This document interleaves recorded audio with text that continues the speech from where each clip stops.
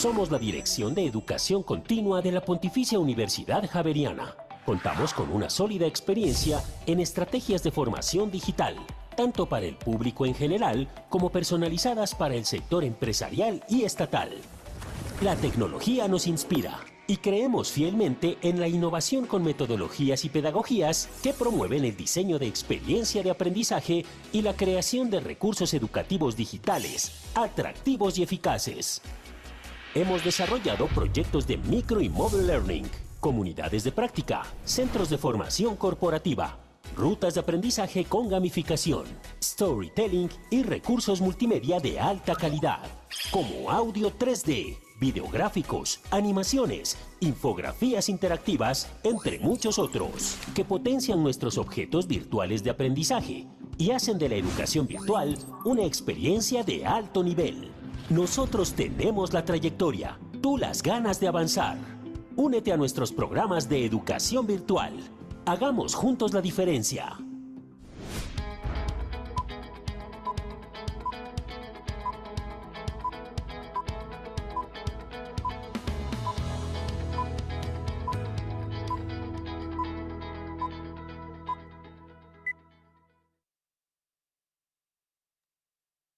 Muy buenos días a todos y todas. Les damos un caluroso saludo de bienvenida. Mi nombre es Juanita Solano Botero y para mí es un honor extenderles un saludo de parte de la Pontificia Universidad Javeriana, especialmente desde la Escuela Javeriana de Gobierno y Ética Pública y de la Dirección de Educación Continua y Consultorías junto con la Facultad de Psicología. Los estaré acompañando como moderadora de este espacio. Bienvenidos al webinar Ética Organizacional y Liderazgo Responsable. Desafíos y oportunidades para construir organizaciones sostenibles, humanas y confiables. El objetivo de este espacio es reflexionar sobre el papel de la ética como factor estratégico para la sostenibilidad, la confianza y la transformación organizacional, visibilizando los desafíos actuales que enfrentan las organizaciones en materia de cultura del trabajo, liderazgo, innovación y gestión responsable de la información, e invitándolos a ustedes como participantes a reflexionar acerca de la necesidad de fortalecer la toma de decisiones éticas en contextos organizacionales complejos. Por eso, los invitamos a compartirnos sus comentarios e inquietudes en el chat a lo largo de todo el evento. Luego de cada intervención, abriremos un espacio para responderles. Hoy nos acompaña como conferencista Joana Urbano Valente. Ella es doctora en psicología de la Universidad de Buenos Aires, decana de la Facultad de Psicología de la Pontificia Universidad Javeriana, donde también es profesora titular e investigadora asociada del Grupo de Estudios Críticos de las Organizaciones y del Trabajo. Joana cuenta con amplia experiencia en el área de psicología de las organizaciones, en empresas públicas y privadas, especialmente en temas relacionados con la construcción de procesos colectivos, planeación y desarrollo humano. También nos acompaña como conferencista Ángela María Escobar. Ella es profesora del área de psicología organizacional de la Pontificia Universidad Javeriana. Cuenta con experiencia en gestión humana, en diseño y direccionamiento del área y como encargada de procesos de formación y desarrollo organizacional, principalmente en temas como mapeo de talento, sucesión, competencias, programas de formación y desarrollo, comunicaciones y proyectos relacionados con propuesta de valor en recursos humanos. Ángela tiene amplia experiencia y formación en modelos y sistemas de gestión, indicadores de gestión, mejoramiento del proceso del área y en el diseño, ejecución y seguimiento a políticas y procesos de gestión humana, así como también tiene experiencia en trabajo intercultural con Brasil, Centroamérica y Ecuador. Muchas gracias a ambas por acompañarnos en este espacio. A nuestros participantes, por favor recuerden que tendremos habilitado el chat para que por favor nos compartan sus comentarios e inquietudes a lo largo de todo el webinar. Luego de cada intervención abriremos un espacio para responderles. Además, los invitamos a quedarse conectados hasta el final, donde les presentaremos nuestra nueva ruta de aprendizaje sobre ética organizacional y liderazgo responsable. Joana, Ángela, bienvenidas. Muchas gracias, Juanita, por la bienvenida y por este espacio. Muy buenos días a todos y todas, ¿cómo están? Les agradecemos mucho que tan tempranas horas de la mañana se hayan conectado con nosotros para esta conversación. No sé, Ángela, si tú quieres saludar primero, antes. Sí, muchas gracias, Joana. Buenos días para todos, Juanita. Muchas gracias por la presentación. Gracias a todos los participantes. Esperamos que este conversatorio sea de su interés y estaremos muy atentas al final para responder cada una de las preguntas que ustedes nos quieran hacer. Muchas gracias. Te doy la palabra, Joana. Gracias. Bueno, pues cuando estábamos pensando con Ángela María cómo íbamos a hacer esto y cómo queríamos conversar, pues estábamos reflexionando y dijimos, bueno, quisiéramos comenzar explicando fundamentalmente cuál es el marco de comprensión en el que nosotros nos entendemos y cómo queremos entenderlo. Entonces, dos conceptos queríamos desarrollar el día de hoy para dar este marco de comprensión. El primero es el concepto de transversalidad. Lo que dice pues la teoría de las organizaciones es que hay múltiples organizaciones, todos pertenecemos a una gran cantidad de organizaciones, pero además van como desde lo macro hasta lo micro, y me voy a explicar con eso, y es, pues todos hacemos parte de un sistema mundo. Un ejemplo muy claro son los ODS, los Objetivos de Desarrollo Sostenible, todas las organizaciones o la inmensa mayoría estamos hablando de eso, y es un marco mundial que nos propone una política ética. La mayoría de las cosas mundiales, sobre todo, proponen principios y posiciones éticas y apuestas universales. También, además de ese sistema mundo global, pues obviamente pertenecemos a una nación, en nuestro caso, pues la nación colombiana, y además de eso, pues cada uno pertenece a una ciudad, a un barrio, a una familia, a una junta de acción comunal, y a lo largo de todas estas cantidad de organizaciones, pues van apareciendo distintas narrativas de liderazgo, que es lo que vamos a hablar hoy, de ética, que es otro de los temas con los que vamos a hablar hoy, y es estas imaginarios y estas narrativas que van cruzando las distintas organizaciones, pues nos van construyendo y nos van haciendo personas. Entonces, eso explica que estemos hablando de liderazgo organizacional en una escuela de gobierno y ética pública, porque la ética pública y el gobierno no solamente pasa por el gobierno público o el gobierno estatal, sino por la forma como nos gobernamos en el día a día en estas distintas organizaciones que, como les decía, hacemos parte. Entonces, ese era uno de los puntos que queríamos señalar. Y el otro punto que queríamos señalar, ya específicamente con las organizaciones productivas, es que cuando hablamos de empresa, pues la gente se imagina las grandes empresas, ¿no? Las multinacionales o las empresas, y está muy bien, por supuesto. Y también se imagina el gran líder, que en Colombia hay una gran cantidad de líderes excelentes y de gran potencia, pero la realidad es que la mayoría de los líderes de Colombia somos nosotros, los de la vida cotidiana. En Colombia hay 1.800.000 empresas, de las cuales 1.700.000 son lo que se llama pymes, desde las microempresas, que son la inmensa mayoría, hasta la pequeña y la mediana empresa, que significa, para ponerle un criterio y que nos entendamos, es una empresa que tiene máximo 200 trabajadores. Es decir, empresas de que van de 1 a 200 trabajadores se maneja más o menos el 99.5% de las empresas del país. Que eso significa que hoy vamos a hablar para esas empresas también. O sea, por supuesto vamos a hablar para las empresas grandes y ojalá les sirva a todos, pero queremos hablar también para la realidad que es nuestro país, y la inmensa mayoría de las organizaciones y de las empresas no es la gran empresa. Y el líder es el que se levanta a las 4 de la mañana a, como se dice en el lenguaje colombiano, a camellar, a entrar, a buscar y a rebuscar muchas cosas. Y muchas de nuestra economía es del rebusque. Pero, o sea, no solamente son la inmensa mayoría de estas empresas, sino que se encargan más o menos del 79% del empleo. Por eso la responsabilidad ética que nosotros le debemos a tratar de sostener una organización, a tratar de fortalecer una organización y a tratar de desarrollarla de la mejor manera es supremamente grande. De esta 1.700.000 empresas, el 58% tiene menos de 5 años y giran mucho. Las investigaciones han demostrado que las microempresas cambian mucho, entonces pasan de una empresa a otra. Hoy intento con esto, mañana intento con lo otro. Somos un pueblo emprendedor, digamos los colombianos. Nos gusta emprender y nos gusta tener nuestra empresa.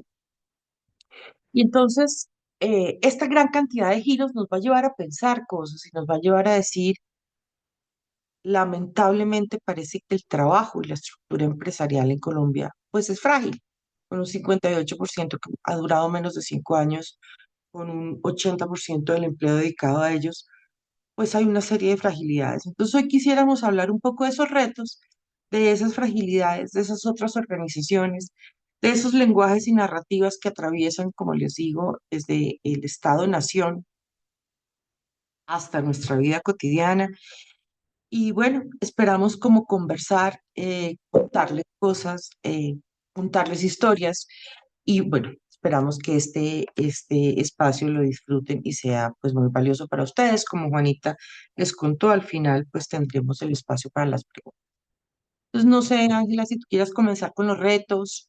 Sí, muchas gracias, Joana. Creo que este marco de referencia que tú nos acabas de compartir es supremamente relevante, sobre todo porque nos contextualiza en la conversación que vamos a tener hoy, pero seguramente en las realidades que vemos cotidianamente y en la pregunta o el interrogante grande de, bueno, y entonces la ética organizacional y el liderazgo responsable, ¿en dónde aparecen? Y quisimos traer una definición más de la vida cotidiana y sencilla para comprender la ética, porque es una dimensión muy grande y es al final la ética se ve en las diferentes decisiones que se toman en la vida cotidiana del mundo del trabajo, no solamente en los grandes documentos de políticas, en los códigos que tenemos, en los manuales, en todo lo que declaramos, porque seguramente muchos de ustedes se identifican con esto, y es que a veces hemos estado en lugares de trabajo en donde una cosa es la que se dice y otra es la que se hace. Y ahí es donde podemos ver de manera muy sencilla y muy pragmática lo que significa la ética organizacional. Entonces, nosotros desde ese lugar,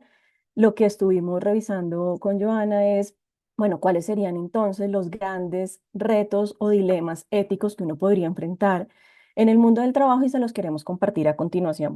Les voy a anunciar los tres dilemas grandes que vamos a trabajar en este conversatorio y vamos a ir empezando uno por uno porque seguramente algunos de ustedes se van a identificar allí. El primero es el dilema ético del diseño del trabajo. Entonces, tanto en las pequeñas empresas como en las grandes empresas, estamos todo el tiempo reconsiderando si la forma en la que estamos organizando el trabajo, definiendo los cargos, la estructura, asignando las funciones, definiendo los perfiles, es o no es la que más nos conviene. Y ahora voy a regresar acá, pero voy a enunciar los otros dos retos. El segundo reto o dilema ético está centrado en quienes trabajan. Entonces, ¿cómo hacemos de los lugares de trabajo un lugar sostenible no solo para las organizaciones, sino también para los trabajadores?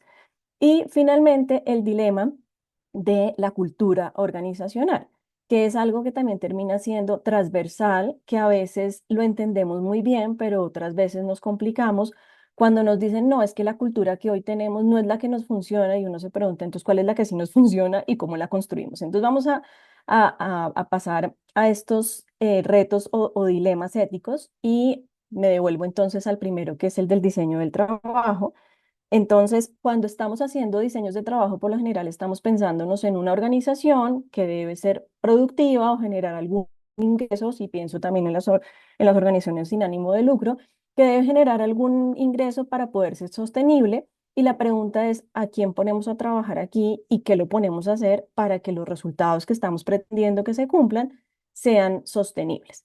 Y aquí aparece una de las cosas cotidianas o una de las situaciones que en el mundo del trabajo nos distancian a veces de la ética y del liderazgo responsable, aunque al principio parece muy consistente con la idea de tener lucro y de tener oportunidades para todos. Y es el cargo único y la caja negra del conocimiento, como lo hemos denominado nosotros, y tiene que ver cuando una sola persona es la que lo sabe hacer absolutamente todo.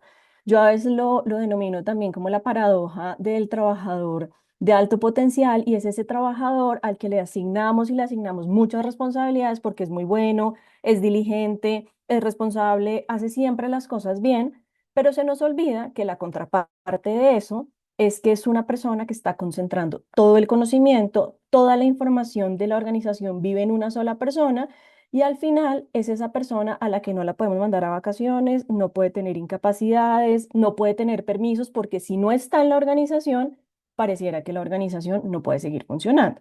Entonces, si al principio les mencionaba que la ética tiene más que ver con lo que hacemos y las decisiones que tomamos que con los códigos, las políticas o los manuales, pues en este caso específico se puede observar claramente cómo un liderazgo que pareciera reconocer un trabajador de alto potencial o un trabajador altamente responsable y comprometido y con capacidades para hacer su trabajo, termina haciendo una ruptura en la relación laboral y afectando profundamente a ese trabajador por exceso de responsabilidad. Pero además, si lo vemos desde el punto de vista de los logros o de las expectativas que se deben cumplir en una organización, pues termina siendo totalmente ineficiente a largo plazo. En el corto plazo es maravilloso porque es esa persona a la que la contraté para una función, pero resultó haciéndome 10, pero en el largo plazo se termina siendo frágil, se termina volviendo frágil en el resultado, pero frágil en lo ético, porque se vuelve la persona que es impredecible, pero al mismo tiempo predecible de su propia vida. O sea, no le permitimos ni siquiera existir más allá del trabajo porque lo necesitamos todo el tiempo para el trabajo. Y ahí yo les haría una pregunta que ayuda mucho a resolver este dilema ético o este reto del cargo único, como el encargado o la caja negra del conocimiento, y es cuando estamos diseñando cargos, estamos diseñando realmente cargos con capacidades organizacionales para que funcionen en la organización y en el trabajo, o estamos diseñando dependencias de quienes vamos a poner en ese trabajo. No sé si quieres tú continuar con la siguiente de la sobrecarga del trabajador. Yo, yo quisiera como agregar algunas cosas importantes en lo que acaba de decir Ángela María. Creo que hizo una descripción bastante buena, digamos, porque además es una descripción como de la vida cotidiana. Un liderazgo responsable, digámoslo de esa manera, y es nuestra propuesta que les traemos aquí, pues implicaría realmente que la organización no dependa de nadie. Yo sé que esto suena quizás un poco fuerte, pero la organización debe sobrevivir a las personas individuales y a veces eso nos cuesta el trabajo. Primero, por esto que señala Ángela María, que hay a veces convertimos a un solo trabajador en una enorme sobrecarga porque es el más adecuado para el cargo, porque es el que mejor lo hace, porque se desempeña enormemente, que nos puede llevar a quemarlo en el trabajo, esto que le llaman burnout, es decir, un exceso de trabajo, como decía Ángela, que ni siquiera salga a vacaciones. Pero por el otro lado, si a esa persona le llega a suceder algo, pues la organización se desequilibra. Entonces, yo, y vamos a hablar toda la mañana o la mañana de los 40 minutos que vamos a hablar sobre esa tensión, entre cómo rescatar lo individual, que es supremamente importante, pero la organización, cómo cuidar a la organización. Entonces, hay muchas organizaciones que van a tener cargos únicos, estas organizaciones que tienen, como hablábamos al principio, 5, 10 trabajadores, 20, y hay una sola persona que es la que hace compras, para poner un ejemplo, pero la organización siempre debe tener un backup, le decimos nosotros, alguien que también sepa hacer ese trabajo, alguien que también pueda hacerlo en un momento dado, que la persona tenga derecho a salir a vacaciones, incluso que tenga derecho a enfermarse, o que le tenga derecho a que le salga una oportunidad mejor a irse. Entonces, hay un liderazgo responsable, implica cuidar la organización, implica cuidar a las personas y no sobrecargarlas, como decía Ángela María, pero también implica cuidar a la organización, es decir, implica tener procesos y procedimientos para que la organización no vaya a generar una sola sobrecarga laboral y unos cargos únicos. Si bien va a haber una persona, probablemente no podemos generar dos o tres trabajadores porque la organización no nos da. Sí podemos generar un sistema interno de tal manera que además trabajen quizás más en equipo a las personas en esas organizaciones. Entonces, si te parece, pasamos como al segundo dilema. Sí, está bien. El siguiente dilema tiene que ver con el dilema centrado en quienes trabajan. Y aquí nosotros tenemos como varios aspectos que queremos compartir.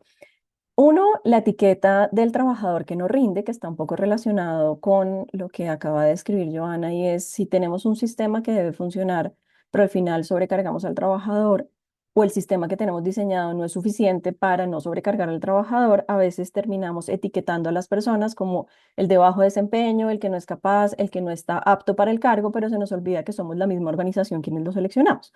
Entonces, la responsabilidad colectiva, no la individual, sino la colectiva, y la ética organizacional y el liderazgo responsable también se ven allí.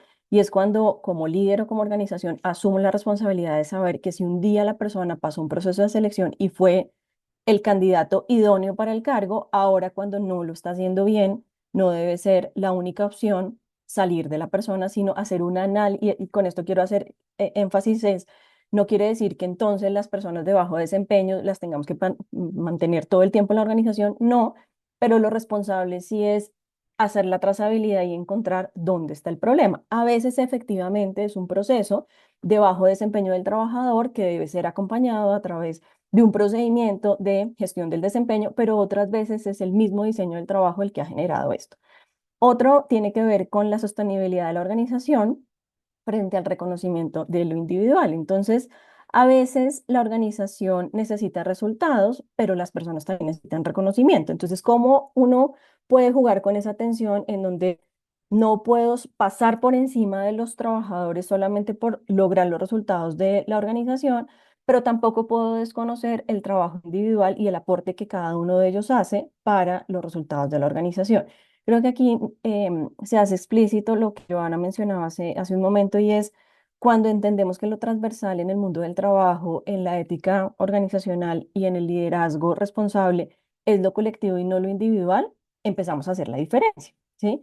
Porque no es, y a veces hay prácticas cotidianas en las organizaciones que nos llevan a competir a los unos con otros, entonces el trabajador de mejor desempeño, el área que mejores resultados tiene, y a veces en esas prácticas que parecen de reconocimiento al desempeño, lo que terminamos es generando una cultura de resultado individual y se nos pierde totalmente de vista hacia dónde vamos todos, y lo vemos en la vida cotidiana cuando uno habla con trabajadores y a veces tienen claro su pedazo del cargo, pero no tienen ni idea eso que hacen en su cargo, cómo le aporta al resto de la organización.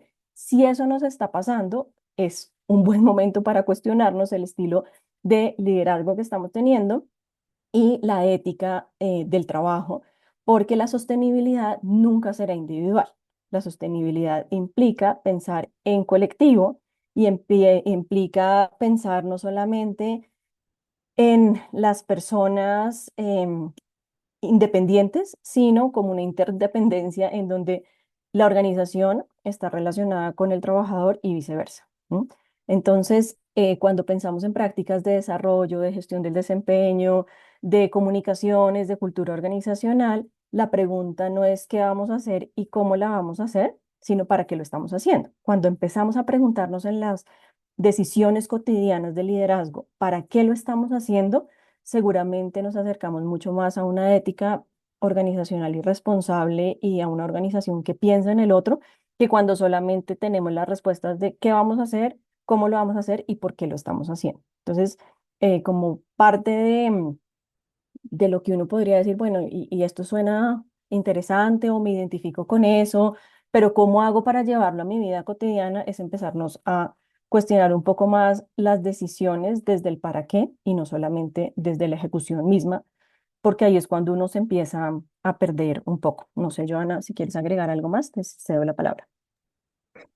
Yo quizás solo quisiera agregar la parte de la contraparte, digámoslo de esa manera. Estamos hablando del líder y estamos hablando de las organizaciones, pero pues aquí también hay un tema muy importante y es el trabajador realmente a veces no entiende y a veces tampoco hace un esfuerzo por entender. Yo creo que es muy, digamos que el punto central, Ángela María lo señalaba claramente, y yo quisiera resaltarlo y es, debemos entender la organización como un colectivo, como un conjunto completo. Estamos todos, como dicen por ahí, la misma barca, pero más allá de eso, es realmente somos un colectivo y es parte de la esencia fundamental de un líder que busca la sostenibilidad y que es responsable. Es decir, que logra entender que la construcción conjunta es lo que le permite a la organización tener resultados. Las individualidades son supremamente peligrosas, pero lamentablemente estamos en un mundo social donde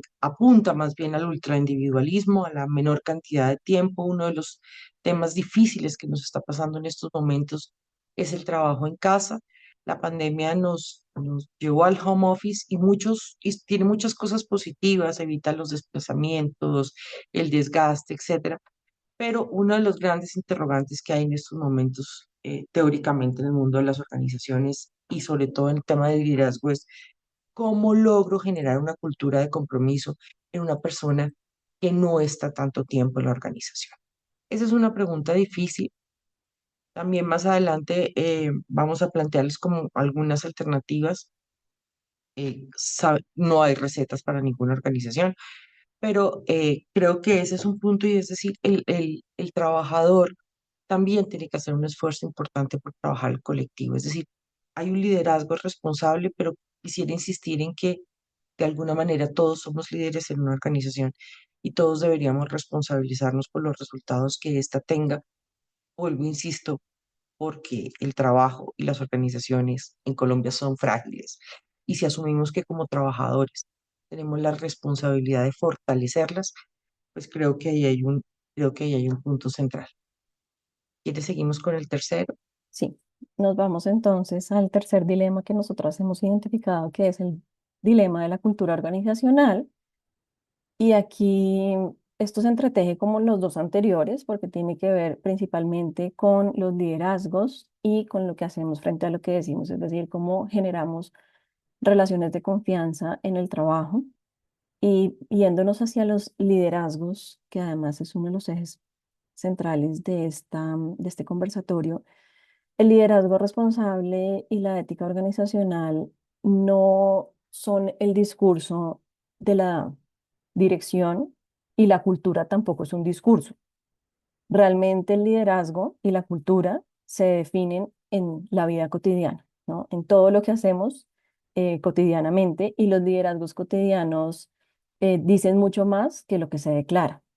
¿Eso qué quiere decir? Que a veces tenemos muy buen discurso de la dirección, tenemos muy bien definida la cultura a través de los atributos de cultura y de las prácticas cotidianas, incluso en los modelos más comportamentales tenemos decálogos de comportamiento de cultura organizacional y lo que debe hacer el líder, o les damos guiones a los líderes de cómo manejar las conversaciones de gestión del desempeño, de retroalimentación. Y esas son, digamos que herramientas que pueden favorecer el proceso de formar un líder. Sin embargo, el momento de verdad es cuando sucede algo que no está en el guión y que revela realmente quién es el líder. Entonces, ahí hay que tener mucho cuidado porque ahí es donde o se traiciona o se declara la ética de cuidado y la ética organizacional por la cual hemos trabajado a través de la cultura. ¿Qué quiere decir eso? Que el liderazgo va mucho más allá de un discurso o un posicionamiento que queremos hacer, sino tiene que ver con qué tanto realmente nos interesa como líderes saber con quién trabajamos. Y ese saber con quién trabajamos es más allá del resultado del indicador de gestión que se ve al final del mes o de la reunión obligatoria de retroalimentación en la que tengo un momento de media hora, una hora, 15 minutos para preguntarle a la persona, oye, ¿cómo vas con tus resultados? ¿En qué te puedo ayudar? No, realmente tiene que ver con entender cuáles son sus necesidades, cuáles son sus intereses, cuál es la motivación que lo llevó a trabajar en donde está y con base en eso, cómo poder acompañarlo en su proceso de desarrollo personal y profesional. Y creo que acá hay una cosa que es bien importante y es el hecho de que el liderazgo se preocupe por sus trabajadores no quiere decir que invada la vida privada del trabajador. A veces nos confundimos con eso y lo hemos visto, creo que tenemos muchos ejemplos con Joana que podríamos traerles acá, de los líderes que confunden la cercanía y el conocer a quién trabajas con invadir la vida personal y invaden tanto la vida privada del trabajador que al final, qué pena la expresión que voy a utilizar, termina siendo un arma de doble filo, ¿no? Entonces, entre más sé de ti, más tengo argumentos para movilizar mis resultados utilizando la información que sé sobre ti. Y eso termina siendo todo lo contrario a lo que estamos pretendiendo con el liderazgo responsable y con la ética organizacional. Y aquí aparece entonces el concepto de qué es lo que estamos construyendo cuando pensamos en confianza, porque la confianza no puede ser todos los puntos de control que hago para que mi trabajador haga exactamente lo que yo deseo que haga, sino realmente cuál es la relación que nos atraviesa, cuál es la concepción que tengo del trabajador a nivel de la organización y como trabajador, cuál es la concepción que tengo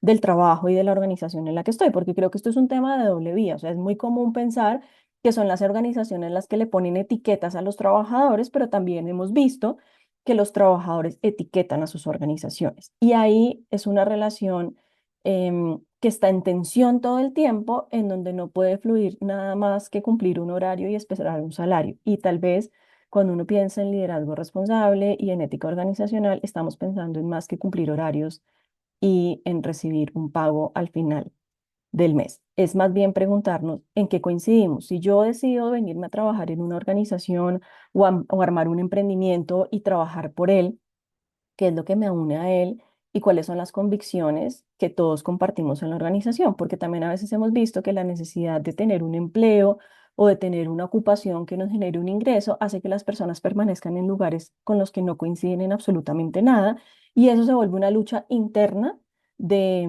el síndrome del domingo en la noche y es la lucha de cómo me levanto mañana a ir a trabajar en una organización donde ni me identifico con la razón social de la organización, ni me identifico con mis compañeros y más o menos voy a sufrir al lugar de trabajo. Y esa no es la concepción de trabajo que uno le desearía a una persona. No sé si quieres complementar algo yo. Sí, muchas gracias. La cultura organizacional es una decisión de todos los días, como dice Ángela. Hay una escrita, por supuesto, todos tenemos misión, visión o decálogos o lo que sea, pero la cultura organizacional es algo que se ve todos los días. Como hablábamos al principio, hay unas características del país y del mundo que se van transitando. Ahora es muy común en las culturas organizacionales la cultura del cuidado del medio ambiente. Ese es un logro súper importante de este siglo, además, que parece un montón, pero realmente es poco, porque construir un objeto cultural en el mundo del trabajo es bien complejo. Entonces, hemos avanzado un montón en el cuidado del medio ambiente, el reciclaje, la huella del carbono, etcétera, etcétera. Eh, pero quizás, digamos, la estrategia que quisiéramos proponerles hoy para pensar este liderazgo responsable y esta ética es la observación. Miremos qué es lo que nosotros hacemos y pensémoslo, analicémoslo y tengamos de alguna manera como líderes y como trabajadores la honestidad, si me permiten, la entereza para poder decir esto lo estamos haciendo, quizás no del todo bien. Esto lo estamos incorporando, así como incorporamos cosas muy positivas como el tema del medio ambiente, como les acabo de decir, pues tenemos incorporada muy claramente la teoría de la desconfianza, como decía Ángel. O sea, en el mundo organizacional del trabajo yo desconfío. Entonces genera una cantidad de controles porque el otro no vas a generar. En Colombia, lamentablemente, tenemos un dichos horribles que es la cultura de la papaya, ¿no? Entonces, dar no dar papaya y a papaya dada, papaya partida. Esto es una cosa donde hay una competitividad que rompe las relaciones con el otro. Y en muchas organizaciones se ven. Por eso les decía, obsérvenla, mírenla y tengamos la capacidad de decir, oiga, sí, yo hago eso.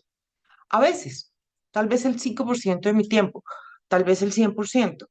Y, y cuando observe todo eso, la siguiente pregunta, que es la pregunta ética por excelencia, es ¿y qué quiero ser?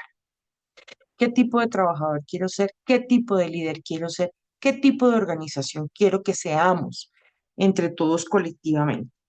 ¿Eso qué significa? ¿Cuál es el concepto de trabajador que yo pienso? Pienso que es un vago perezoso al que tengo que montarle todos los sistemas de control para que haga las cosas. Pienso que es autónomo y puede ser completamente autónomo, o tal vez pienso que, pues en un país como esta, tanta autonomía no es tan fácil, que es lo que decimos algunos, eso es mejor como mitad y mitad. No hay respuestas buenas o malas, ojo, es la respuesta que se construyen entre todos para pensar un poco cuál es la mejor manera que la organización se desarrolle. Nosotras y nosotros en esta facultad de psicología, en esta universidad, creemos en el colectivo, creemos en la comunidad, creemos que lo que se construye comunitariamente es más sólido, es más fuerte, le permite un mejor desarrollo a las organizaciones. Por eso creemos que la cultura debe reconocer a todos sus miembros y tratar de acogerlos y sacar. Y entonces creemos que el trabajo es un trabajo colectivo, los logros son colectivos, el desarrollo es colectivo, pero nosotros creemos en eso. Lo que queremos decirles a ustedes es, piensen qué es lo que ustedes consideren para su organización. Piensen qué sería lo mejor para desarrollar. No queremos plantearles unas respuestas porque incluso eso sería muy poco ético si nosotros les decimos, ustedes tienen que hacer esto, nos volvemos igual de moralizantes. Lo que queremos decir es, piensen, reflexionen, analicen cuál es su cultura, qué de su cultura quisieran cambiar con honestidad, no tiene que decírselo a nadie, puede reflexionarlos ustedes mismos hacia su interior, pero con toda la honestidad para poder decir cómo estamos operando aquí. Dos cosas más quisiera decir y es, en estos momentos, en el mundo del trabajo en general, hay diversidad de concepciones sobre el trabajo. ¿sí? Algunos lo llaman por generaciones o por estilos o por... Hay distintas formas de comprender qué es el trabajo. Algunas personas consideraban que el trabajo era el eje de su vida. Generalmente las personas más mayores, generalmente las personas menores lo consideran una función en su vida y tienen otras opciones. Vuelvo, insisto, no hay concepciones buenas o malas. La pregunta es, ¿eso qué sirve para el colectivo y para la comunidad en la que nosotros nos estamos construyendo? Y una pregunta final que nos hacemos nosotros en relación a este dilema que vale la pena plantearla es, que me imagino algunos de ustedes la tienen, y es ¿qué pasa con la archifamosa IA? ¿Qué pasa con el trabajo hecho por inteligencia artificial? Bueno, la IA es una herramienta y tenemos que ir avanzando que la herramienta se incorpore en la cultura de la organización. El mayor problema es creer que es una herramienta infalible, que todas las respuestas son verdaderas y que todo funcione. O sea, para que la herramienta funcione, el trabajador tiene que tener una inmensa capacidad para manejar esa herramienta, para decirle, yo lo que necesito específicamente es esto. Entonces, de la calidad del prompt, de la calidad de la pregunta que yo le haga, de la calidad de reflexión que yo le haga a la inteligencia, pues ella me la va a devolver en los mismos niveles de calidad. Entonces, yo no creo que la IA vaya a desplazar completamente el mundo del trabajo, que es uno de los grandes amenazas que hay en el mundo, pero sí creo que puede ser una herramienta muy potente, muy positiva, muy adecuada. Pueden generar muchos asistentes, un poco lo que hablábamos hace un rato, para que construyan y se armen estructuras de tal manera que no haya cargos únicos, etcétera, etcétera. Puede uno generar asistentes para que le enseñe a las personas que no han desarrollado las habilidades que uno tiene. Es decir, yo creo que es muy importante ponerla al servicio del colectivo y de la organización, pero no pensarla exclusivamente como es algo que nos va a acabar, nos va a dañar. Aquí hay un punto, y es que a veces nos cuesta innovar porque tenemos miedo, miedo a que la innovación acabe con la forma como la que nosotros tenemos acostumbrado a hacer las cosas. Sin embargo, y para mí ese es el ejemplo de la vida cotidiana, cada día es completamente distinto al anterior. Entonces, quizás eso es lo que hay que vivir, que el cambio es la constante. O sea, lo tradicional es cambiar. Cada hora se va moviendo y es una hora distinta y cada día es distinto. Cada día y cada noche van a ser distintas. Entonces, eh, alojar en las organizaciones el cambio y como una forma de la vida cotidiana, y el conflicto también como una forma de la vida cotidiana. Es natural tener conflictos, es natural generar tensiones, es natural tener reflexiones. Y uno de los puntos centrales, quizás no hemos hablado de un líder responsable, es no evadir las tensiones. Es si hay un problema, hay que enfrentarlo. Y hay que enfrentarlo porque si no, la cultura organizacional se fragmenta. Una de las cosas más peligrosas en una cultura organizacional, y lamentablemente en Colombia tendemos a hacer eso, es creer que no hay problemas y es creer que todo es maravilloso y que los problemas lo que hacen es romper. Y realmente los problemas lo que hacen es mostrarnos dónde tenemos que mejorar, cuáles son los puntos a desarrollar. Entonces creemos que una de las cosas más importantes es que le demos la bienvenida a los problemas y entendamos que eso nos enseña, y que un líder realmente responsable, cuidando a todo su equipo, lo que tiene que hacer es tomar los problemas y tratar de canalizarlos para construir una organización más fuerte. Sí, yo creo que adicional a esto, y antes de darles la palabra a ustedes para las preguntas, creo que es importante tener presente que, como lo mencionaba Johanna, no hay una receta única para definir la ética organizacional y el liderazgo responsable, porque si no sería muy fácil simplemente seguir la receta y ejecutarlo. Pero sí, para nosotras el hilo conductor tiene que ver con la sostenibilidad con sentido humano, es decir, sostener a las personas que hacen posible el trabajo y desde allí definir todo lo anterior que hemos conversado, y es las relaciones, la confianza, la cultura, la organización del trabajo, enfrentar las tensiones. Incluso el liderazgo ha ido cambiando y las teorías nos han ido mostrando cómo el líder ya no es el que le delega o el que le dirige el trabajo a otros, sino el que conforma colectivos que funcionan por sí mismos. Y cómo el error que antes era eh, el punto negro en el equipo, hoy termina siendo la oportunidad de aprendizaje y de innovación. Entonces, el mundo ha cambiado, las personas hemos cambiado, las formas de trabajo han ido migrando a unas nuevas y lo que nosotros hoy queremos proponer, pues para cerrar, es cómo pensar una ética del trabajo que sea consistente con la responsabilidad colectiva, con la ética de cuidado, con el trabajo centrado en las personas y entendiendo que no necesitamos organizaciones perfectas que se ganen una medallita de honor de lo bien que lo hacen, sino organizaciones que sean conscientes, capaces de pensar en lo que hacen. No sé si hay algo más que tú quieras mencionar, Joana, antes de darle la palabra a nuestros participantes del conversatorio. No, creo que fue muy bonito cierre, la verdad. Muchas gracias. Ese es el punto central que queríamos conversar hoy con ustedes. Entonces, Juanita, no sé si haya preguntas en el chat o si alguien quiera preguntarnos o conversar o acompañarnos en esta reflexión, porque son reflexiones que hemos construido a lo largo de los años, pero como claramente les acabamos de decir, más que respuestas, tenemos quizás estrategias de cómo llegar. Así es, y muchas gracias a ambas por compartirnos todas sus experiencias y perspectivas en este espacio. En el chat tenemos una pregunta de Yurani Tatiana que nos dice, buenos días, yo trabajo en el área, en la oficina de talento humano de una entidad pública. Ustedes exponían un punto em, y era el relacionado con que las organizaciones seleccionan a su personal.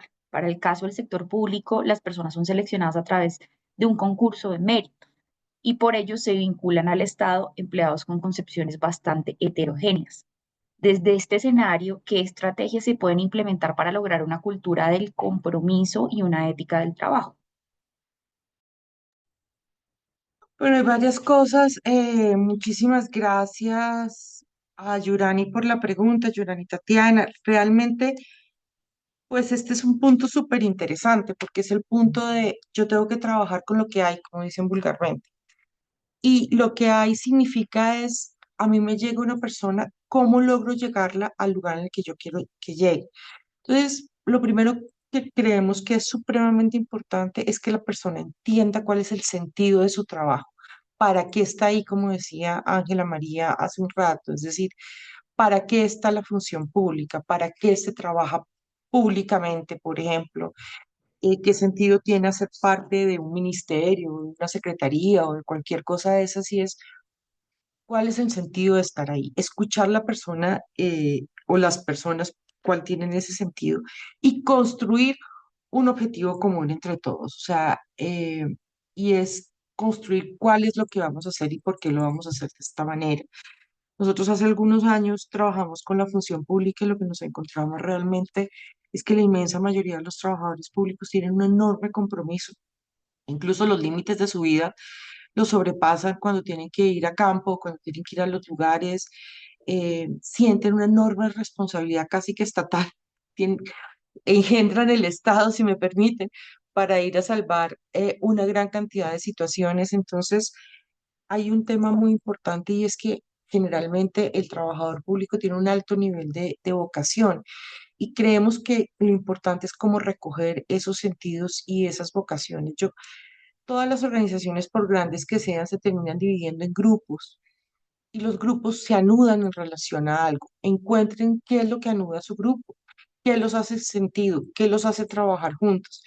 Y ojo, yo quiero insistir en una cosa que dijo Ángela María, eso no significa meterse en la vida privada, porque es que a veces creemos que hacer nudos entonces ir a tomar café por la noche o, o alcohol o esto o aquello. No, eso no pasa necesariamente por ahí o por la intimidad de contarnos nuestra vida privada. Pasa por cómo entre todos podemos generar realmente un nudo, algo que nos anude, que nos haga grupo y que nos permita trabajar de manera colectiva. Eso sería como mi primera respuesta. No sé, Ángela, si tú quisieras decirle algo No, más. yo estoy totalmente de acuerdo contigo, Joana. Solamente quisiera agregar una cosa que seguramente, Yurani, te sucede a ti por la forma en la que está definido el proceso de vinculación de los servidores públicos, pero fíjate que también sucede en las organizaciones privadas, y es que por más de que se definan procesos de selección y se hagan embudos de reclutamiento muy bien filtrados, pues las personas llegan a una organización, cada cual con sus creencias, sus limitaciones y sus formas de ver la vida y el trabajo. Y yo creo que lo que yo te agregaría adicional a lo que te respondió ya Joana es que a veces nos confundimos en pensar que la meta es que todos los trabajadores de una organización, para que tengamos cultura organizacional y para que tengamos ética del trabajo, tenemos que estar homogenizados. Y es todo lo contrario, es más bien reconozcamos las diferencias, pero vayamos juntos a un propósito común. Entonces yo creo que en tu caso particular, pero también en el de otros que estén viviendo situaciones similares, la meta no debería ser que todos piensen igual, sino que se sientan parte de un mismo propósito.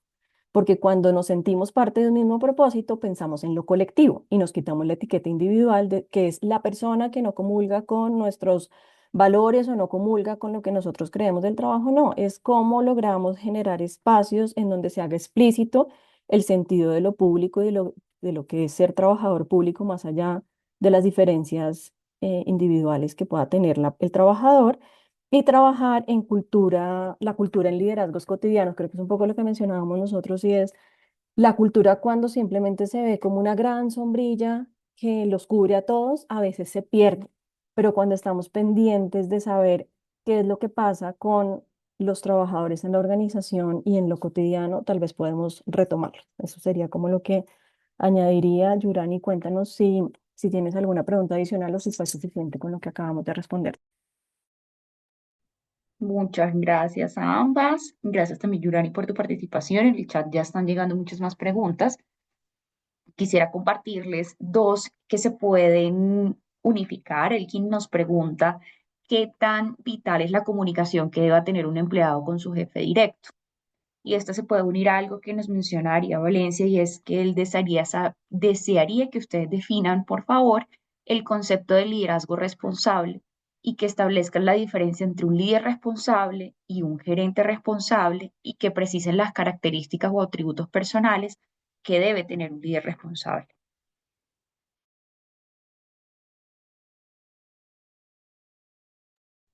Bueno, pues Bueno, muchas gracias por las preguntas. Voy a contestar de una manera muy ujú, general la primera. ¿Qué tanta comunicación tiene? Toda. O sea, la esencia fundamental de una buena organización es una organización que se comunica. Lo que pasa es que comunicación no es esto que, o sea, no solamente es esto, o sea, correos bien escritos, documentos claros, propuestas coherentes son buenas comunicaciones. Entonces, lo ideal es que un jefe tenga una muy buena comunicación, pero muy buena comunicación con cada uno de sus subalternos y viceversa. O sea, lo ideal es que una persona que tiene un líder sea capaz de ir y contarle todo lo que pasa. Yo creo que el gran logro de un líder es cuando alguien me le dice, la embarré, tenemos este problema, ¿qué vamos a hacer? Y que sienta que el problema es mutuo y que la idea es solucionarlo. Y eso tiene relación con la pregunta sobre el liderazgo responsable. O sea, para nosotros el liderazgo responsable, y voy a tratar de concretarlo, es un liderazgo general. Es el colectivo siendo el responsable, líder de la organización sacándola adelante. Pero quisiera señalar como tres elementos, de todas formas resaltar. Creo que la escucha es un tema súper importante, o sea, es la buena comunicación y la escucha. Una ética del cuidado donde se construye ese gran otro que es el cuidado de la organización, incluso a veces por encima de los cuidados individuales. O sea, el liderazgo responsable implica cuidar la organización. No solamente las organizaciones productivas, creo que lo dijimos al principio, pero quisiera como resaltarlo ahorita, y no solamente las grandes empresas, sino las organizaciones, pero hay un punto central y es que uno realmente tendría que hacer una organización, lo que se ha llamado una organización robusta, que es una organización que tenga procesos claros, que tenga procedimientos claros, que tenga una concepción clara sobre la diversidad y el cuidado del otro y de las relaciones, que sea capaz de acoger los conflictos y resolver los conflictos. Creo que ese es un punto central. Digamos que yo hablaría como de esas características. Vuelvo, insisto, que no tenemos recetas buenas o malas porque cada organización puede ser distinta. Incluso cada uno de los sectores productivos puede necesitar cierto tipo de liderazgos responsables. Por ejemplo, empresas del sector de agro, pues un punto fundamental en el liderazgo responsable es el cuidado de la tierra y es el cuidado del medio ambiente, en general todos, ya lo habíamos dicho, pero digamos, ahí tiene que haber una profundización. No sé, Ángela, si tú quisieras agregar Pues algo. sí, Joana, gracias. Yo estoy de acuerdo con lo que acabas de mencionar. Yo agregaría solamente que tal vez en línea de lo que acabamos de conversar hoy, uno podría, si quisieras una definición de liderazgo responsable, yo lo definiría como la capacidad de dirigir tomando decisiones que consideran el impacto sobre todos los afectados, es decir, no solamente sobre los resultados, ni sobre los accionistas, ni sobre la junta directiva, ni sobre los directivos de una organización, sino que tiene en cuenta lo que sucede con todas las personas dentro de la organización, pero además de que tiene la capacidad de tomar decisiones, se hace cargo de las consecuencias de esas decisiones, que yo creo que eso tiene mucho que ver con lo que en algún momento del conversatorio Joana decía, y es, nuestra cultura está acostumbrada a sonreír a pesar de las adversidades, y el líder responsable es aquel que puede que siga sonriendo, pero atiende las adversidades y las enfrenta, incluso tomando la opción de aceptar que se equivocó con alguna decisión porque pensó que era la mejor para todos. Entonces, creo que si lo pudiéramos poner en términos más simples aún, sería es liderar reconociendo al otro como un gran otro que nos une y donde lo colectivo está por encima de lo individual. Y yo creo que cuando tú nos preguntas, bueno, ¿y qué entonces es un gerente o qué es un jefe o qué es un... Yo creo que al final estamos comprendiendo el liderazgo como aquel que toma decisiones en una organización independientemente de cómo esté diseñada la estructura y los niveles de cargo que tiene la organización. Y tal vez características que podría uno pensar, pero yo creo que las características tendrían que estar principalmente alineadas con la cultura de la organización y con la declaración de ética responsable que tiene la organización. Pero yo podría decirte que es la toma de decisiones consciente, la capacidad de asumir responsabilidad sobre las decisiones que se toman, el conocimiento y cercanía con las personas con las que trabaja, el cuidado del otro más allá de un paternalismo o de unos planes de bienestar llenos de actividades, sino realmente conectado con las necesidades vitales de sus trabajadores, el liderazgo participativo y sobre todo la visión de sostenibilidad en la relación de trabajo. No sé si con eso hemos respondido las preguntas, si no, pues, nos pueden comentar en el chat. Muchas gracias a ambas, gracias también a Eric y Darío por sus preguntas. Otras que tenemos en el chat nos dice José Manuel. En un mundo globalizado mediado por la tecnología, donde el teletrabajo es una realidad y soluciona múltiples factores, ¿cómo construir una cultura por el respeto al tiempo? Una cultura que entienda los tiempos de participación, teniendo en cuenta que los trabajadores virtuales requieren de tiempos de almuerzo y descanso. Y esa trataría de unirla a otra que nos pregunta Jaime Novoa, que nos pregunta qué tan confiable es la IA a nivel de procesos judiciales.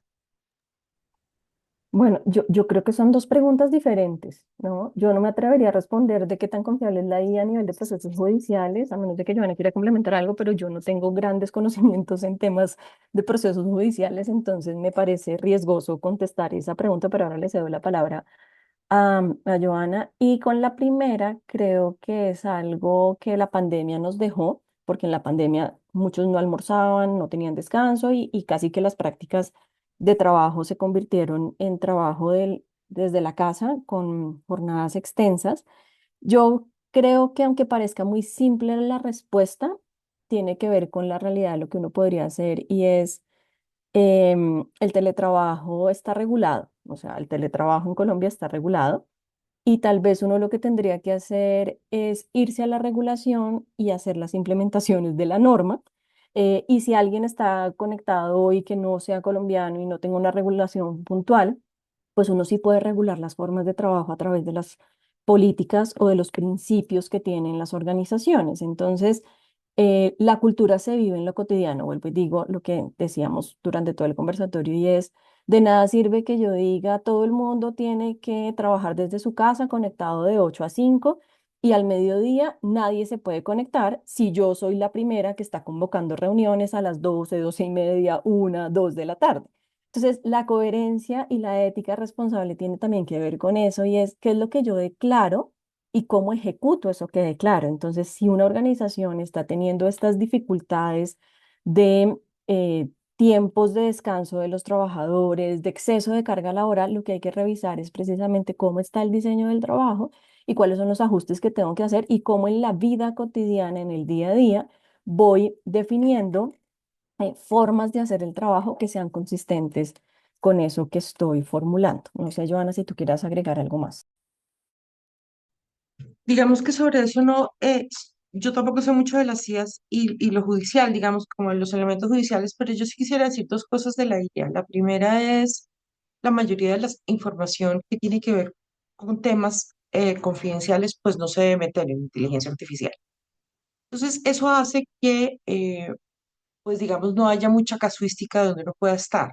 Yo creo que para construcción de marcos teóricos, digamos, en términos judiciales o decir cuáles son las normatividades, etcétera, etcétera, pero digamos que la casuística como tal va a ser como bastante difícil de manejar porque pues esta información no se puede meter. El otro tema yo quisiera volver a resaltar es que la esencia fundamental es cómo le pregunto para que pueda tener pues una respuesta un poco más coherente, pero tampoco tengo como muchas claridades en relación, así que lo lamentamos mucho por el que hizo la pregunta, Juanita, seguí. No, y de hecho hay una pequeña y corta respuesta. Jaime Alfredo López le responde, no es tan confiable la IA en procesos judiciales y hay que revisarlo muy bien con los procesos administrativos. Por otro lado, Freddy Gracias, Alexander Jaime. Bernal, sí.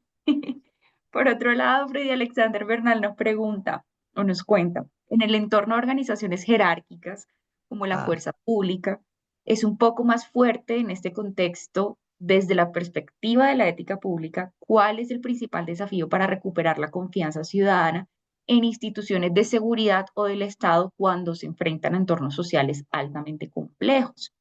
¿Qué estrategias recomiendan para medir de forma tangible el impacto de la cultura ética en la reputación y la confianza de una organización pública? uy, pues es una pregunta supremamente compleja, pero me encanta que la hayas hecho porque es precisamente las preguntas complejas de cómo va trascendiendo la cultura de la organización hasta que termina la cultura de las personas. Pero nos permite quizás hablar de dos cosas que no hemos hablado que me parece importante. Mm, y es, lamentablemente, las redes sociales se han dedicado a las censuras y se han dedicado a los temas. Entonces, vamos a cuestionar al otro y a descalificar al otro. Y aquí hay un tema que es supremamente importante. Y una de las culturas, vuelvo, insisto, lamentablemente en Colombia, es que el desprestigio a través de inventarse cosas se ha convertido en un mecanismo de negociación o de resolución de conflictos o de disminuir al otro, pasar por encima del otro. Y ese es un punto central en la ética pública de la que hablábamos, que termina en la ética organizacional y que termina en la ética individual. Entonces, aquí hay un tema muy complicado con las fuerzas públicas, pues por ese tipo de cosas sucede. Entonces, ponen un pedazo de un video o ponen un pedazo de una frase o cogen una frase y la magnifican de una manera grande y con eso terminan desprestigiando completamente al otro. Y si uno hablara de ética responsable, yo creo que uno de los deberes que tenemos todos los trabajadores, los líderes y los colombianos es tratar de desmontar esta cultura de la descalificación del otro y de que a través de demostrar al otro puedo destruirlo, digámoslo de esa manera. Entonces, es necesario romper la ética, digamos, esta problemas de la lógica del desprestigio. Yo creo que las organizaciones también tendrían que hacer pues ejercicios donde evidencien y quizás una de las cosas que hemos dicho es que a veces decimos, no, pues dejemos esas cosas de las redes sociales y no contestemos. Por supuesto, esto implica una gran cantidad de reflexiones, pues tú estás hablando de una organización grande como la organización de la fuerza pública, que pues pasa, por supuesto, por regulaciones del Estado y por regulaciones políticas, pero yo sí creo que ya hay, por ejemplo, mucho periodismo en muchos lugares donde están mostrando cuáles son las fake news, cuáles son las noticias falsas, cuáles son las distintas versiones y mostrar que de todas formas en el mundo hay versiones y hay maneras de aproximarse a la realidad y hay maneras de asegurar la realidad. De todas formas, creo que también hay un marco fundamental y es nosotros no podemos hablar de ética organizacional ni ética de ningún lugar. Estamos pasando por encima de la ley. Y en eso sí quisiera señalar. Uno puede cambiar la ley. Uno puede decir, esta ley no nos sirve, esta ley es inadecuada y hagamos el ejercicio de modificarla y cambiarla. Pero pues digamos que también hay un marco legal pues, que puede aparecer en este tipo de situaciones. Y si creemos, y sería como lo último que yo diría, es que hay que romper ciertas construcciones sociales de sentido que se han venido realizando, ¿no? Con la fuerza pública, particularmente una gran construcción de temas, de narrativas alrededor de lo que hacen o de lo que son capaces de hacer o hasta dónde llegan y hasta dónde es el límite de los procesos éticos. Hay una enorme ventaja en las organizaciones jerárquicas, puede que sean muy fuertes, pero es que precisamente su sentido social, su jerarquía, tiene una misión muy clara que hace que la mayoría de la gente se involucre de una manera bastante rápida con relación a esas, a, pues, al sentido social que tiene la jerarquía. Pero también hay un tema bastante complejo y es, yo me imagino, y es la realidad, yo me imagino, digamos, un teniente, un subteniente, un grupo de personas de la fuerza pública, como ayer, por ejemplo, que estaban rodeados por una comunidad y uno dice, ¿qué hago con la comunidad? La comunidad me rodea y me rodea porque estoy cumpliendo con mi deber. Y eso pues se convierte en un dilema ético supremamente complejo que yo creo que se extiende la posibilidad de discutirlo en estas sesiones, pero me parece que sería maravilloso que pudiéramos abrir la discusión a esas dificultades y a esos dilemas que presentamos y cuál es el trabajo de un líder. Y voy a volver a poner este ejemplo, muy probablemente es un subteniente o un teniente, y es que uno se pone a pensar que es una persona de 25 o 26 años tomando una decisión tan compleja que implica la vida de otra persona, la imagen de la institución, el orden social y la atención frente a una comunidad que por algún motivo está realizando eso, porque también quisiera desmoralizar, no es que hay unos buenos y hay unos malos, hay unas razones para que unos tomen unas decisiones y otras razones para que tomen otras decisiones. Por eso al final creo que nuestra apuesta sí es decirle, todos podemos ser líderes responsables y solidarios, no solamente de estos casos, sino de la responsabilidad que implica construir, digamos, una Colombia mejor. No sé, Ángela María, si tú quisieras agregar algo. No, Johanna, creo que fue bastante completa tu respuesta. Y hay varias preguntas en el chat, creo. Entonces, Juanita, cuéntanos qué más. Muchas gracias a ambas y gracias también a todos por su alta participación. Trataremos de responderlas todas. Mariana Burgos nos dice, mil gracias Joana y Ángela. En la práctica, uno de los mayores retos que encuentro en los procesos de sucesión es que muchas veces la criticidad del cargo no está solo en la posición misma, sino en la persona que la ocupa. Su conocimiento acumulado, su entendimiento del negocio, las relaciones que ha construido y el contexto organizacional que maneja. ¿Cómo podemos, desde recursos humanos, diseñar planes de sucesión que sean realmente sostenibles y que no solo reemplacen personas, sino que aseguren la transferencia y democratización del conocimiento crítico dentro de la organización?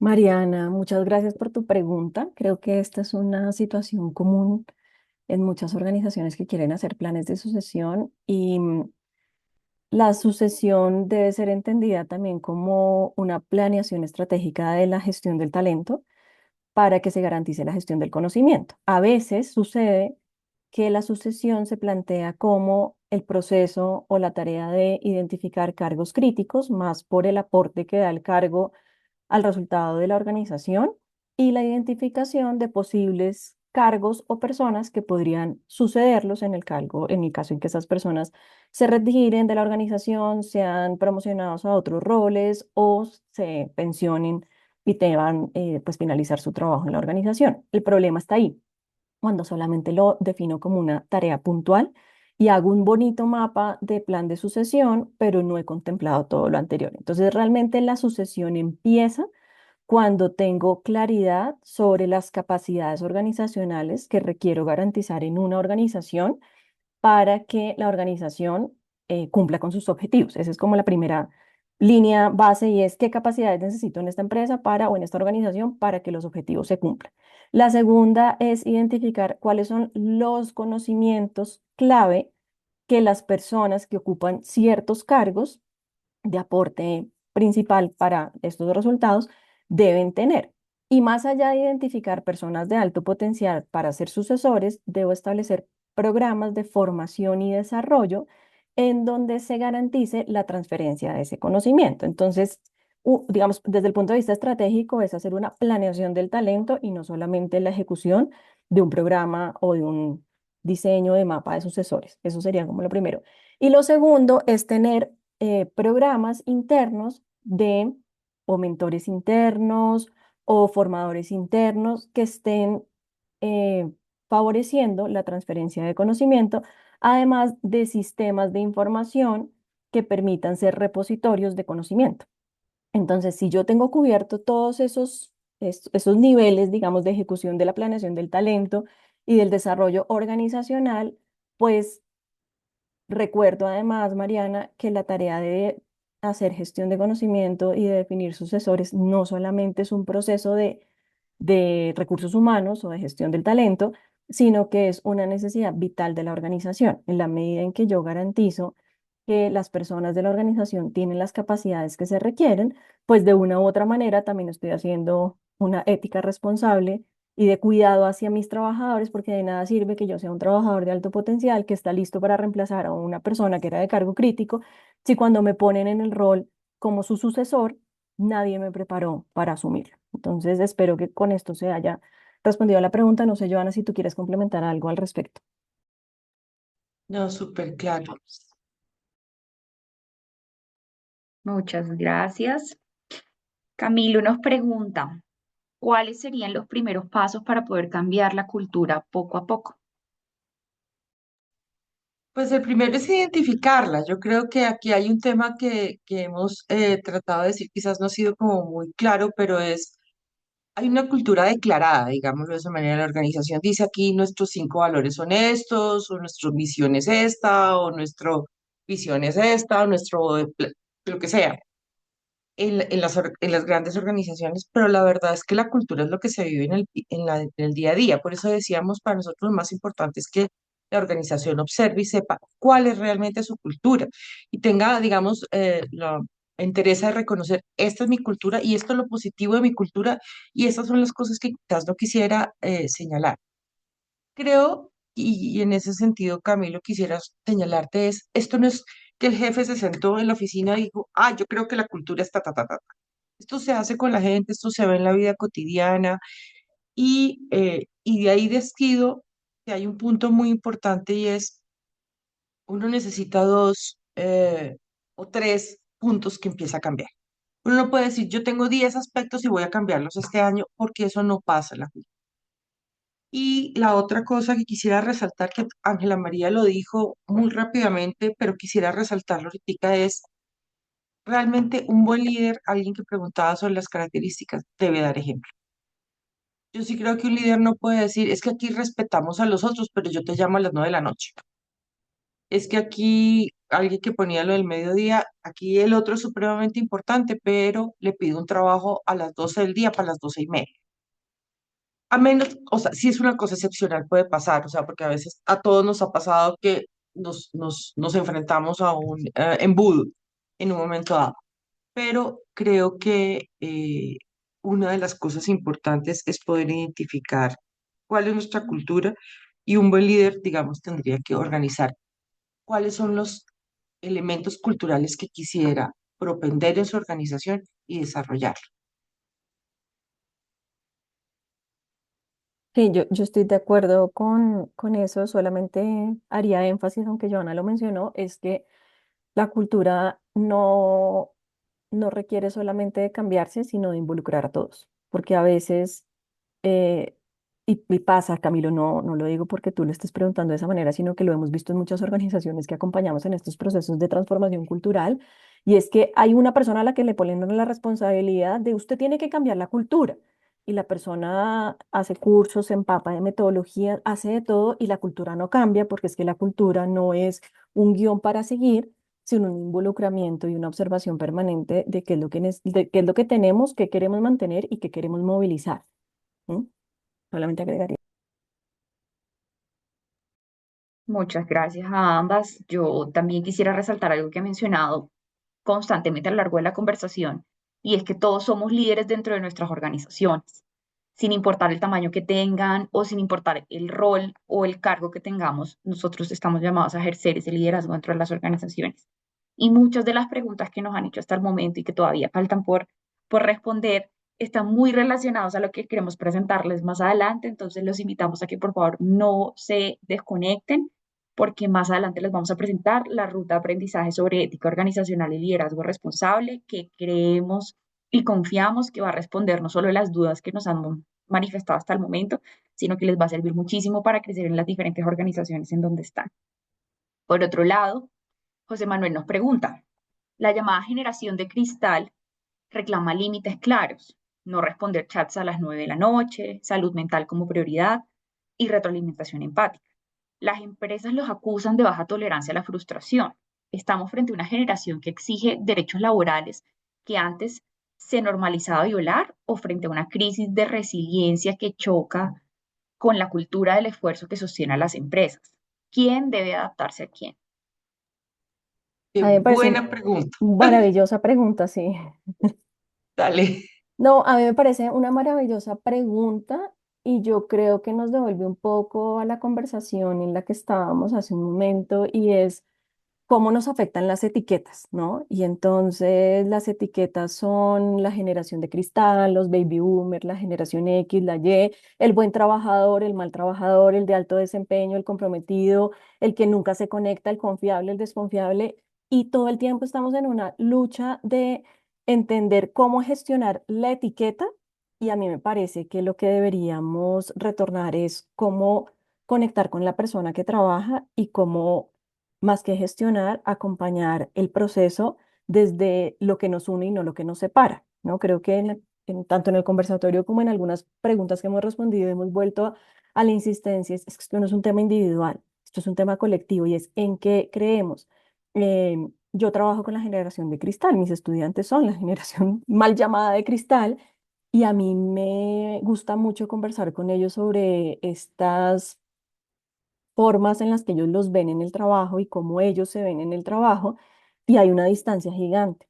Claro, ellos reivindican sus derechos laborales y ellos tienen, y creo que Joana lo decía hace un momento, y es, antes el significado del trabajo era la totalidad de la vida, hoy las personas conciben el trabajo como una parte de la vida, pero no como la vida misma. Entonces, los jóvenes nos están enseñando, y yo, digamos, en mi caso particular, valoro mucho de esta nueva generación en el trabajo, y es que nos están mostrando que hay una vida más allá de la jornada laboral y del trabajo, y por eso son estrictos en poner sus límites y tienen una facilidad para mostrar cuando saben y cuando no saben. No están en esa lucha de estar aparentando lo que no son, sino que están aceptándose como son.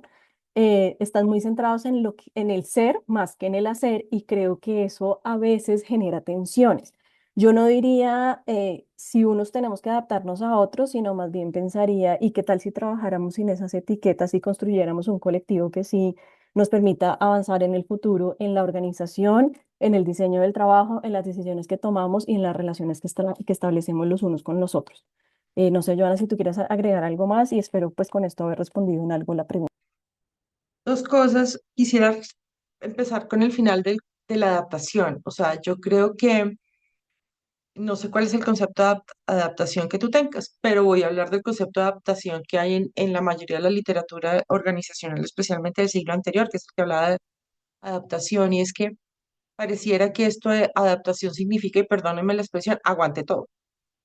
Yo creo que la organización debe ser adaptativa en términos de que se tiene que ir movilizando, incorporando cosas, transformándose. O sea, creo que la capacidad de adaptación sería un poco más bien la de Darwin, la capacidad que yo tengo de moverme para evolucionar en relación con el entorno y el contexto. Creo que un poco como la pregunta es como si alguno de los dos tuviera que acostumbrarse al otro. Creo que Ángela María invita a eso. Esto no es un tema de cómo tengo que acostumbrarme al otro, y creo que es trabajo de todos poder decir las cosas, incluyendo, y quisiera resaltar eso, los jóvenes son profundamente críticos y yo creo que eso es una de las cosas más valiosas para una organización. Cuando alguien le pregunta a uno, oiga, ¿usted por qué hace eso así? Y uno dice, es que llevo 20 años, bueno, pues pensemos tal vez si así no. A mí no me parece que se debería operar así. Lo que pasa es que estamos muy acostumbrados a que el cuestionamiento, a que alguien que dice lo que piensa distinto es un conflicto y es un caos. Y el caos hay que callarlo, perdónenme la expresión, meterlo debajo del tapete de la sala y hacernos y seguir. No, el caos hay que acogerlo.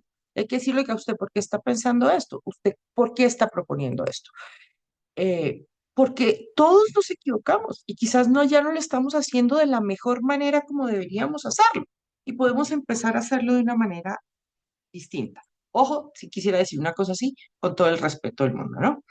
Porque es que volvemos a las descalificaciones de las que habíamos hablado hace un rato. O sea, si usted dice todo esto con un ejercicio constructivo, haciendo parte de un colectivo y diciendo pensemos esto distinto, pues el colectivo es capaz de pensarlo.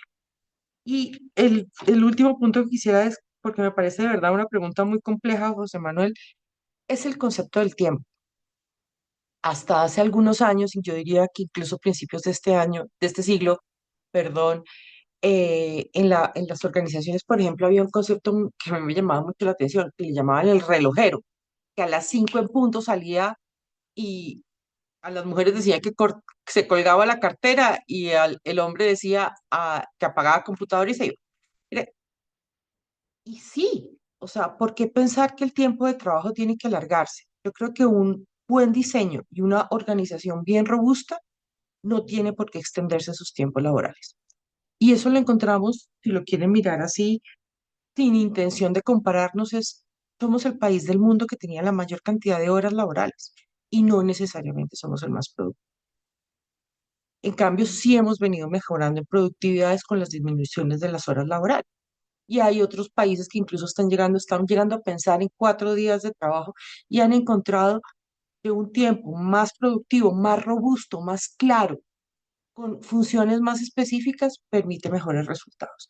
Entonces, a veces el tema del tiempo del trabajo, del escribir a las 9 de la noche, yo te invitaría más bien a que hagas la reflexión y que la hagamos todo. Cuando yo voy a mandar un correo a las 9 de la noche, o lo puedo dejar al otro día a las 8 de la mañana, ¿y qué tan grave es?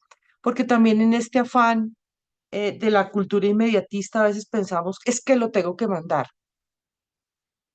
Habrá momentos en los que sí, pero si esos son muchos, hay un problema de robustez organizacional. Si pasan de vez en cuando es lo que siempre sucede, eventualidades que se deben manejar de la mejor manera.